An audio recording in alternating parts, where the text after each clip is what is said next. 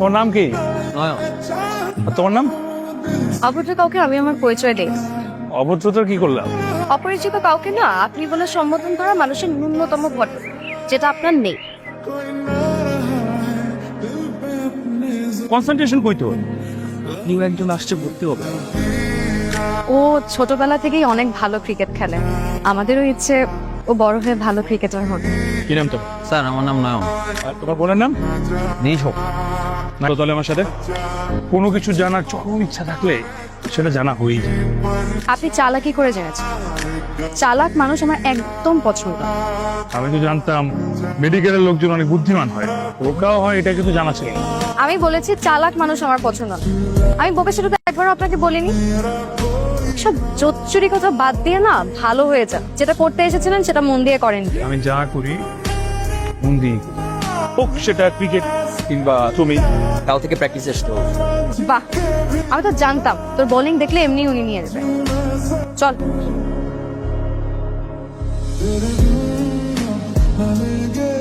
একজন ভদ্রলোকের গায়ে হাত তুলছেন, মাথায় সমস্যা আপনার?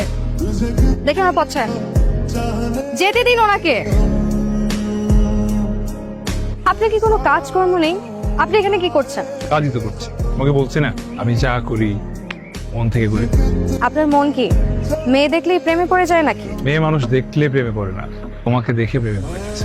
এলাকার সব ছেলেদের একই অবস্থা, বড় ছোট কাউকে মানে না। বড় ছোট ব্যাপারটা বুঝে না। কি আর গতকালকে আপনার কোচের গায়ে হাত তুলেছে কয়েকজন বখাটে। যেদিকে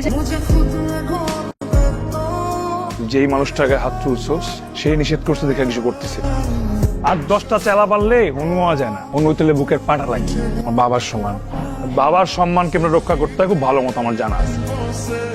কোচের কাছে শুনলাম আপনি নাকি বখাটেদের সাহায্য করে আসছেন, সেজন্য আপনাকে অনেক ধন্যবাদ। আমি যেমন ক্রিকেট ভালোবাসি ঠিক তেমনি আমার স্যার। আমি যাদের ভালোবাসি তাদের জন্য যে কোনো লড়াই আমি করতে পারি। একদম ঠিক। এখনো সে ভালোবাসার মানুষটাকে ভালোবাসি বলতে পারে। সবকিছু যদি বলে দিতে হয় তাহলে না বলাই ভালো। কাউকে ভালোবাসলে চোখে চোখ রেখে বলতে পারাটাও লড়াই করার মতো। একদম ঠিক।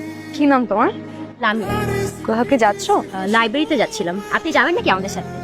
যাওয়া যায়। ভাইয়া তুই থাক, আমরা যাই। তোর নীল নয়নার নাম কিভাবে পেলি? এটা গার্ল সাইড, তুই বুঝবি না। লামিয়া বলল আপনার নাকি কি ইনজুরির সমস্যা। হ্যাঁ, ইঞ্জিন তো সেই দিন থেকেই। কোন দিন? ওই যে ওদিন খেলার মাঠে সবাই তো দেখেছিল আমি নয়নের বলে বোল্ড, তো আসলে তো আমি আপনার চোখে বোল্ড হয়েছি। ফ্লার্টিং। এতদিন তো আপনার চোখের মায়া পড়েছিলাম, এখন তো আপনার চোখের মায়া পুরো আটকে গেছে। তাহলে আমার চোখ দুটো আপনি নিয়ে নিন। ফুল গাছে সুন্দর, গাছ থেকে ফুল ছিঁড়ে ফেললে সে তার সৌন্দর্য হারায়।